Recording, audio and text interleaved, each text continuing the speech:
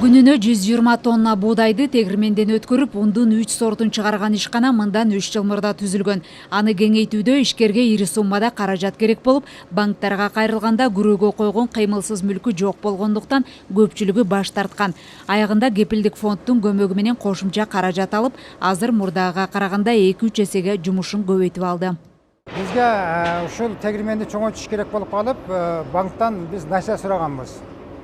Ошо насия сураганыбызда банктагылар силердин залогуңар жетпейт экен деп бизге кепилдик фондун сунуштаган.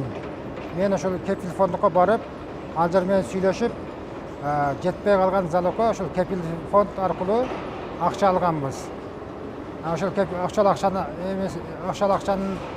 алып, Турциядан запчастардан келип тегирменди чоңойтуп алдык.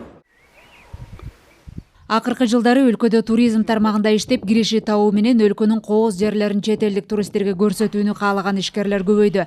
Жакында эле Тоолуу Нарын жергесинде атайын конок үйүн куруп туристтерди тосуп иштеген ишкерлер кепилдик фонддун колдоосу менен курулуш иштерин аягына чыгарып, жайкы сезондо ишин баштады. Туристтик 2021-жылдын жайкы туристтик мезгилин ийгиликтүү өткөрүүгө мына даярданып, иш-чаралар мерчемин бекиттик.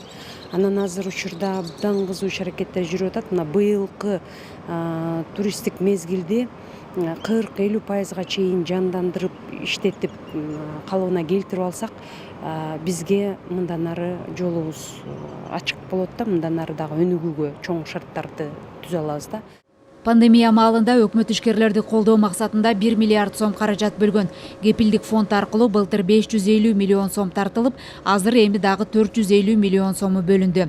Учурда каражатка муктаж болуп арыз бергендердин көпчүлүгү айыл чарба, кайра иштетүү, өндүрүш жана туризм тармагындагы ишкерлер. Былтыр өкмөт Дүйнөлүк банк менен 100 миллион доллар кредитке кол койгон, жарымы грант, жарымы кредит.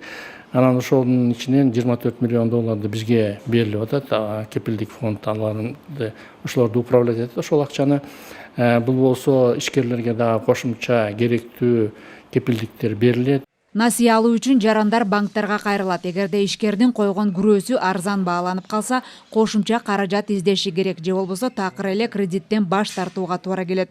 Мындай учурда кепилдик фондко окшогон финансылык институттар ишкерлерге колдоо көрсөтүп, кепил болуп беришет. Ал үчүн кошумча күрөөнүн же болбосо кепил болуучу адамдын кереги жок. Тагыраагы талап кылынбайт. Болгону бир жолу 2-2,5% комиссияга гана каражат алынат.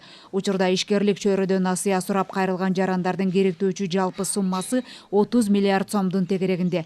Мамлекет мындай сумманы толук камсыздап бере албаса да, акырындап болсо да четинен муктаждыктарды жое турганга шарт түзүлүүдө.